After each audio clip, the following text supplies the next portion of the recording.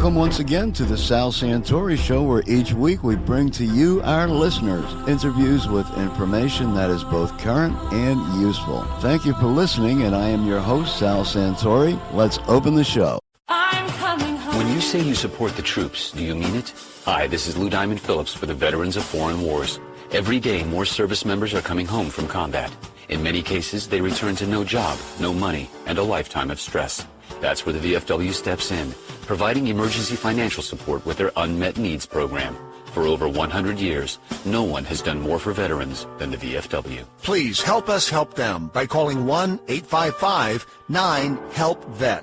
Today we welcome Michele Whitney, candidate for Clinton County Commissioner. Thank you for taking time today, Michele, to tell us what's going on in Clinton County, what needs to be changed. We'll just pick any place and start, because in our conversations you mentioned there is a bucket list that doesn't end, so we'll just pick a spot. Oh my gosh, absolutely. Well, thank you so much for having me on the show and inviting me to participate. And our Clinton County is very, very important to me, and we have an awful lot of issues to work here. And it seems as though we may be a solid decade behind neighboring counties, and the only thing that seems to be catching up are our government officials' salaries. So that's something that definitely has to change. They have given themselves tremendous raises. Just in 2016, they were only making, I'm referring to the commissioners right now, $55,000. Now they're slated to be making almost $77,000, I believe it is, or maybe it's $72,000 just a few years from now. So they're very good at giving themselves money, but not so much at providing service and good minimal government for others. Two questions. I think one of the... Two questions. I'm sorry, go ahead. Okay, two questions real quick. Mm-hmm. One, how does that compare to the median income in Clinton County? And two, are we talking about obviously liberals donating to themselves regardless of what they're doing for the community? Well, it is my understanding that the median income, according to the last census that we had taken, was $55,000 here in Clinton County. So if they're making $70-some thousand in a public service position, I say that's wildly out of range, and they certainly don't deserve it. They have work sessions here every Monday or every couple of Mondays, depending on what season it is, and that consists of about 7 minutes on several occasions. So I think Clinton County is worth more than 7 minutes. I think that we have to have some meaningful conversation, and we need to sit back and decide that we're really going to get to work for the people who live here in our county. And one of the biggest issues I think that we have is us not being able to bring business to Clinton County.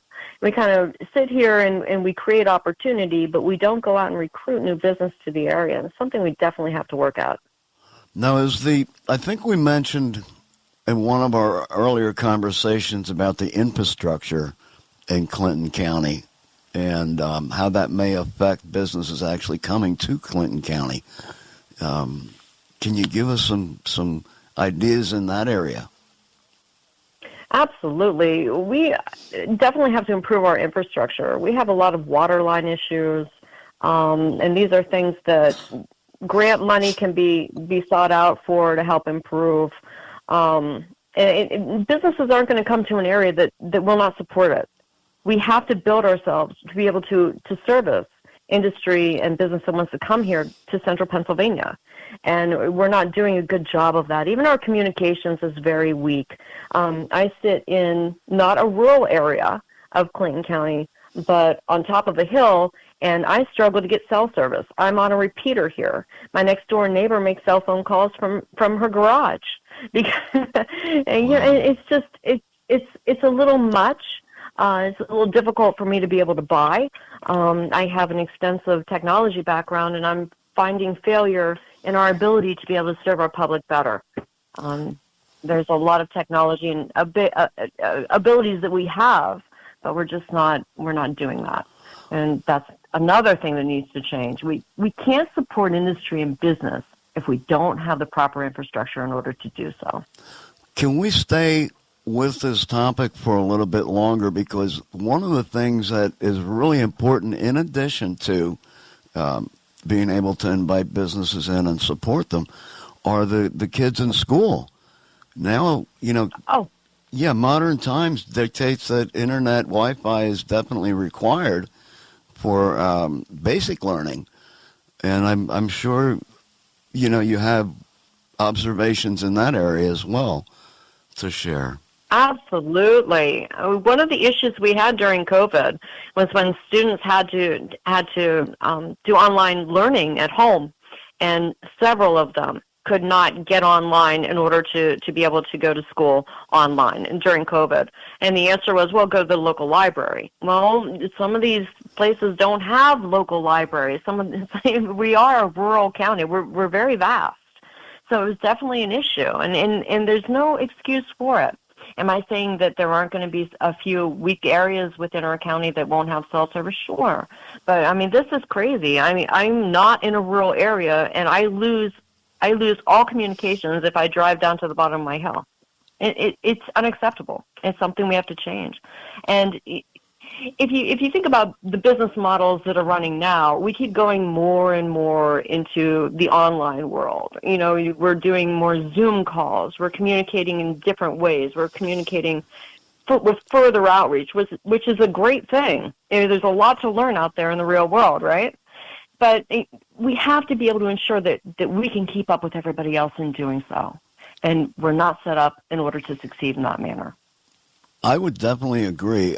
Being able to maintain, status quo with the rest of the country is definitely a high priority. And if that's not being met, we need to look into ways to improve that. Absolutely. Absolutely. I will not listen to anybody that says it can't be done. It can be done. We just need to do it. Right. And the biggest, it always comes back to the question of money. And that would be probably the first speed bump to navigate. And where do you feel we stand in that area? Oh, well, if you're talking about Clinton County, we started out in a courthouse not all that long ago, and we housed all of our government in the local courthouse. And then we decided, well, we had to buy a building across the street, which was an old movie theater, and we had to put our government in there as well. And then, well, that wasn't enough room, so now we had to go up to Flemington, which is maybe 5 minutes away from there, and put more government there. Now we've spent millions of dollars on the Piper building. We put more government there. So, I mean, our government is huge. It keeps growing bigger and bigger. But interestingly, if you look at the last census, our population has decreased. So we're definitely growing our government sector, but it's not in line with what our population shows. I mean, we should be decreasing our government, not expanding it. Right. So, I mean, if we want money, how about we decrease the size of our government? We take all that money back, and then we can go spend it on infrastructure and grow this area. Right. That makes perfect sense. I mean, who are you going to govern if everyone's leaving and you're fattening your own pockets? Yeah, and they're leaving. They're leaving every year. So, and it's also an elderly area. We have a lot of elderly people here. So the population is decreasing, and we suffer from brain drain, which is that could be a show all itself. Brain drain is a term that's usually used to refer to third world countries, but it is also used for rural areas such as ourselves. And Clinton County is not the only one that suffers from this. But what it is your youth grow up and they go off and they find their work elsewhere because there's nothing to keep them here, as in Clinton County, and they don't return to the area because we don't have good schools and we can't support what they want. They want to usually come back and they want to bring their kids and they want to come back and raise them the way that they were raised, but we don't have good schools in order to do that, and we can't support it. So we suffer from that as well. There's a whole slew of things that really need to be worked on. Well, we need to bring our youth back. They go out into the world and they learn all these neat things, but they don't come back and share it and help us progress.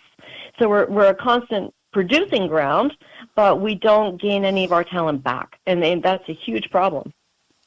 Well, we're definitely going to be talking often if it fits your schedule. I know you work very hard on your campaign, and I use the term of knocking on doors and shaking hands, and I know for a fact that's a daily event for you. So depending, it sure is. A lot of people don't like doing door work, and I'm talking about politicians. I'm not a politician, but I love doing door work because that's where you learn what is going on in your county. You hear it straight from the people. What are their concerns? And I think that it's really important if you're going to run for office, it's not a job. It's not what our founding fathers it's not their intent of what we were supposed to be in office for. We are intended to go into office and serve and then leave. And we find here we get a lot of career politicians, and it's a job, and they set up these great nest eggs for themselves. But at the doors is where you learn exactly what your community needs and what their expectations are. So my goal is to get in office and serve. That is so apropos, and it sounds like exactly what is needed for Clinton County. Someone to really meet with people, listen to people, and say, okay, let's get together and work on this. I would definitely say you are the person exactly created for this job. And well, thank you. Yeah. Let me go back to the education and the industry circle, actually, because what you're describing is one can't exist without the other. So we definitely need to take a look at the school system. And I understand you were at a school board meeting last night, and would you mind giving us some insight into how that went? Absolutely. We will not have a successful county. I think a lot of people question why I go to school board meetings. I've been going and watching them online too for a long time, but if we don't have here in Clinton County an excellent school, this goes back to brain drain. If we don't have an excellent school system, we can't bring people who have learned new things back to our area and grow our area to be successful. And we have huge issues going on in our school right now. We're at the bottom of the barrel in test scores. We have it has never risen. We have a constantly declining student population. We have huge violence and bullying issues. And last night at our school board meeting, we were there to discuss the violence in our schools and provide solutions as to how we might be able to end that or to at least curb it a lot. And it was just a mess of a meeting. We had the school board president. I believe there's 8 school board members. I may be off by a couple or 1 or 2, but and the superintendent was there, and the school board president decided that he was going to rule the meeting, and none of the school board participants, the board members, were given mics. So the board members were actually muted during the meeting? Yeah, they had no outlet. They had no way to represent. So when I went up to speak on the issue that I had, which was the school board doesn't have any student representation, which is a huge issue right there, I said to Mr. Knopf, who is our school board member that has spoke up and mentioned, hey, I don't have a mic, I can't speak, why don't I have one? I said, you don't need a mic, I can hear you just fine, and you have every right to represent your constituents. That is what you were elected for. And the board president doesn't have any right at all to dictate to you that you can or cannot speak. And I said, this is still America, but that's what we're up against here. There's no transparency, and without that transparency, there's no accountability. We can't hold anybody accountable in this county because we don't know what's going on. And that is probably the foundation of what is wrong with our county right now. We have no transparency and no accountability. And last night was the perfect example of what goes on in our county. And luckily I got it all on video because I don't think people believe me when I tell them some of the things that happen here in Clinton County. I don't know that they believe me.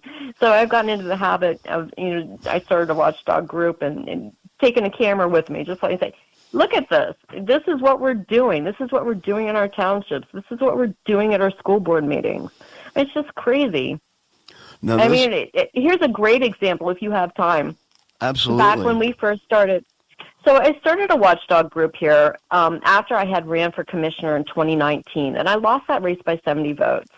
And my plan B was, I'm going to start the Clinton County Watchdog Group, and we're going to seek transparency and accountability. So we're going to try to get some of these people who are not serving everybody in our county out of office. Because it's really important. Don't just serve just a few up here. Serve the entire population.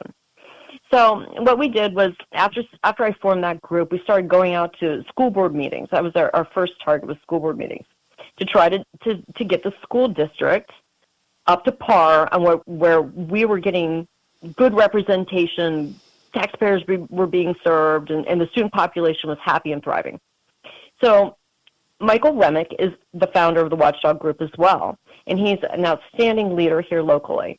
So we go to a meeting, and he objects to a sunshine law violation, which is totally lawful and legal. You can do that at any time during a meeting. So he is led out of the room. Nobody answered or said anything about it, and I have this all on tape too. He is led out of the room because he refused to leave until someone addressed the issue by two school resource officers. And then the next day, or maybe it was 2 days later, constables show up to his door, two of them, to charge him or to deliver him letters saying he was no longer welcome. He was banned from school property. Wow. So then later, while we were doing watchdog work, he stood on a sidewalk, which actually turned out to be school board property. But it's way far from Rob's school. This had something to do with Rob's school, and he was standing on the sidewalk, and they charged him with criminal trespass. Oh, my God. And that is what is wrong with this county. If you stand up, you can expect to either have the FBI at your door. That's another story. Wow. You can expect to have the DA on your phone, or you can expect to be drug out of a school board meeting by school resource officers and then charged with criminal trespass down the road. Good Lord. People are afraid to stand up for themselves. This sounds like a definite witch hunt right on the scale of Donald Trump, President Trump, and the Manhattan DA situation. Wow. I think we're going to. There's a lot of parallels. Yeah. There really is. There's a lot of parallels. I mean, would you object? We're like a microcosm of the country. Would you object to me putting a label, a brand, into your campaign and describe it as Michele Donald Trump Whitney for Clinton County Commissioner?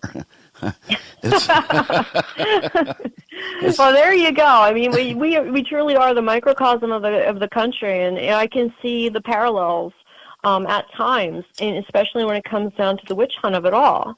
And they really do. There's very much a bullyish approach to things here. They have a stronghold, and we have a good old boys network here, and they have a stronghold. And when you start chipping away at that, trying to get good people into office, they come back at you hard.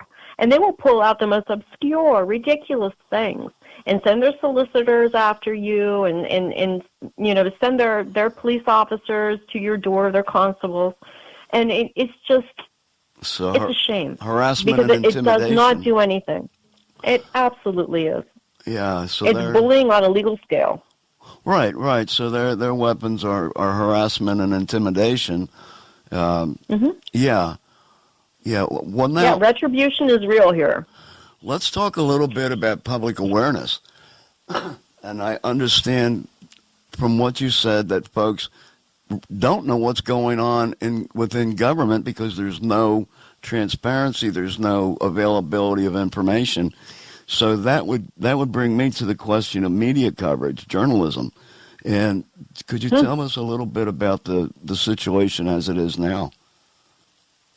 Clinton County is in a news desert, and the reason that is so is because, well, number one, newspapers are kind of falling to the wayside. Technology has taken a stronghold. You'll find much more of your media and people interacting online in social media to grab their news sources. But the biggest reason I see it is why our local media is failing is because, well, how are they getting paid? They're getting paid by our government. It's government-controlled media. It's propaganda. And they either underreport or don't report at all what the real true issues are here in Clinton County. So the people, I think, are beginning to get away from that, especially since they've been exposed to so many wrongdoings by our group here.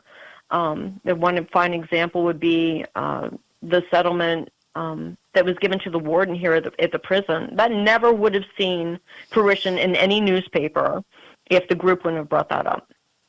And that cost taxpayers at least $350,000. I think it's probably much higher than that. But I mean, And the school district is another fine example of information that the Clinton County Watchdog Group has brought out that has never made, this is a perfect example, has never made it to a newspaper. So we started getting information that there were settlements from within KCSD, that's Keystone Central School District. And what was happening was that the district was settling all of these lawsuits for special needs children to the tune of $2.4 million. And that this investigation that I did was probably 3 years ago, so it's much higher now. And what they did was they would hide it, and there was no transparency in any of it. And so we uncovered it, and we started reporting it. We gathered all these facts together, and we took them to Harrisburg. We took them to the Department of Education, the fact that they weren't getting the legal entitlement that they're required to for education. We took it to the Auditor General, the Attorney General. Never heard a word back from anybody. So we came back here and went to our local news outlet, the Express, not the Record, but we took it to the Express, and they wouldn't print it. Wow. So here you had $2.4 million in settlements for special needs kids who were not getting the education they're legally entitled to, brushed under the rug, and these kids' parents were getting paid off. So, I mean, it's a real shame. And I'm not saying that the money wasn't well spent by the parents, but the taxpayers had the right to know that these kids were not being educated as they should have been. Right, right. So that we would have the opportunity to make sure you're getting the education you're due. But we never knew anything about it. And some of the parents were not getting paid as they should have been, the settlement fees. We discovered the school district had bought a parent a Jeep.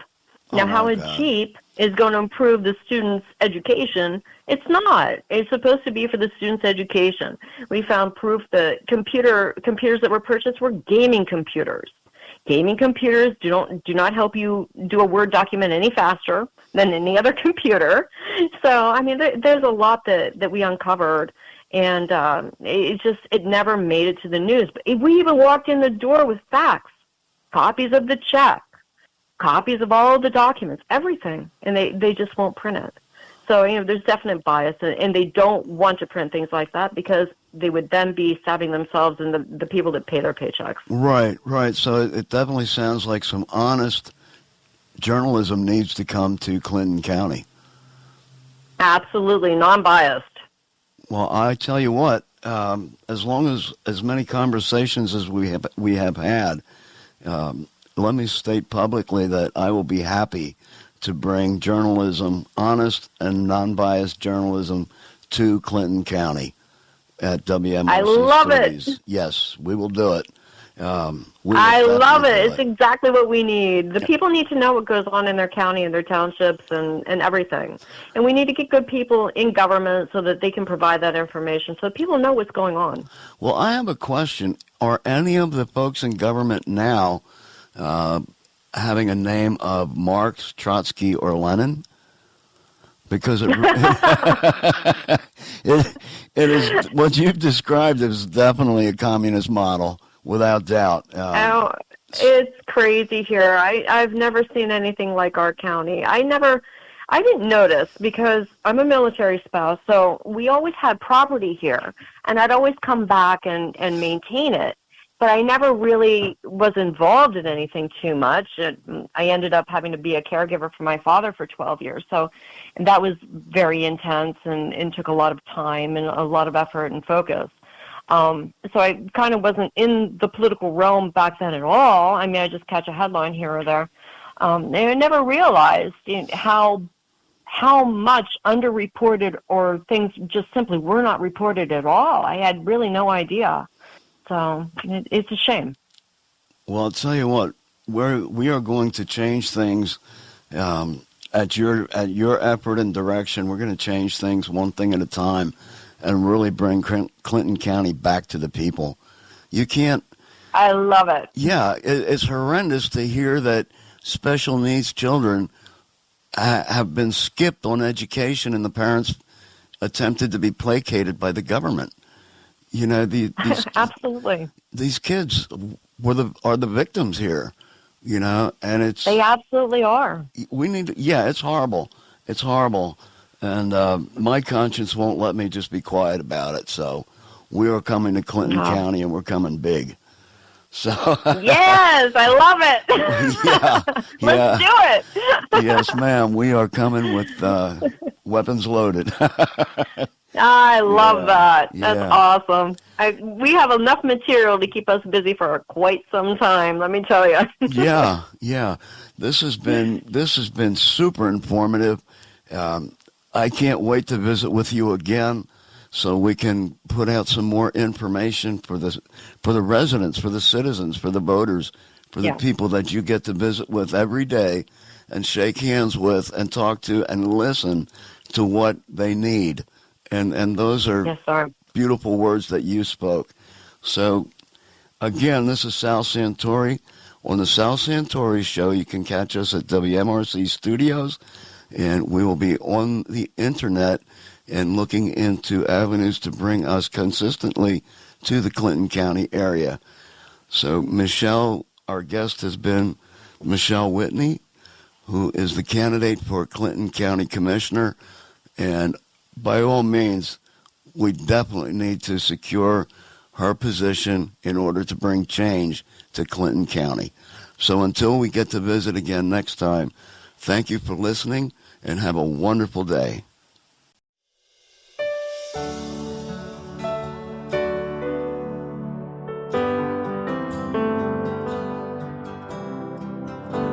The ticking of time in the long, lonely night. My blues get deeper with the new morning light. My sorrow won't free me since you slipped away, and the hurting cuts deeper with each passing day. Now it's raining in my eyes, cried by myself all day. Your words to me were a lie, and now it's raining in my eyes.